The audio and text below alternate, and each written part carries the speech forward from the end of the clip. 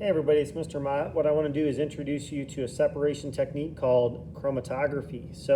What I've done is I've got some chromatography paper here and I've written my signature on them. I did on the left hand side with a Sharpie marker and on the right hand side with an overhead marker by Ticonderoga. They're both black. We're going to be putting the chromatography paper into some different solvents. And so on the left hand side here I've got water, and here in this beaker is ethanol. Again, this is water and this is ethanol. And so we're going to see how the inks that make up the black ink in both markers, how they react to the different solvents.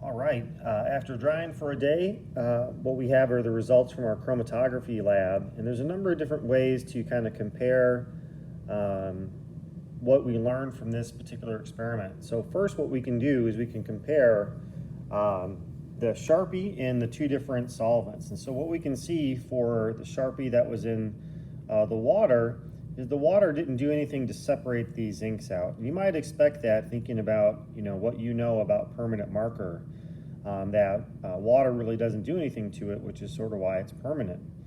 When we get ethanol in here, what we can see is that you can see that the ink got lighter in this here, because what was happening was that the ethanol was dissolving some of the ink, not all of it, but some of the ink that kind of went into it, and it started to separate some of the ink out as it went up.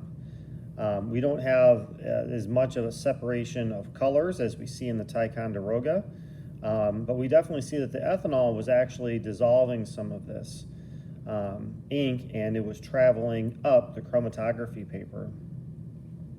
When you look at the Ticonderoga, this was a white erase marker that you would use like in a typical old overhead projector, which most schools don't use anymore, but they're still around.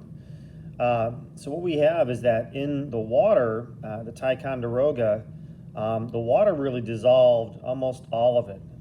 And so it not only dissolved most of it, and the water sort of carried the different inks up the chromatography paper. What we see is that in that particular black ink, there are a number of different colors of inks that make up that black. So not all black inks are just made of sort of black pigment. A lot of times there are mixtures of different colors, so it's carrying that up. When we see the Ticonderoga and the ethanol, we do see a separation of some of the colors, but not all of them. We can see that a lot of the darker pigments stay behind, and then some of the other colors travel up. Mostly this, I think it's more of like a yellowish brown kind of color here. That's carried up, and you can kind of see that the ethanol doesn't carry this color up as much as in the water. The water really carried it up even further in spots. So what we're starting to think about here is not only particle attractions, but also when we introduce the terms like mobile phase, which would be the solvents that we had. The mobile phase is the one that moving, and the liquids were moving up, so that was your mobile phase. And then your stationary phase would be the paper here, and the stationary phase doesn't move. So what we start to think about with chromatography and separation techniques like this is that, where are the particle attractions?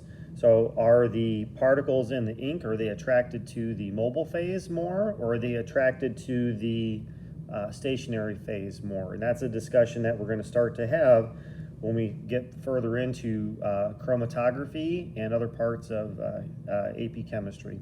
Thanks for watching.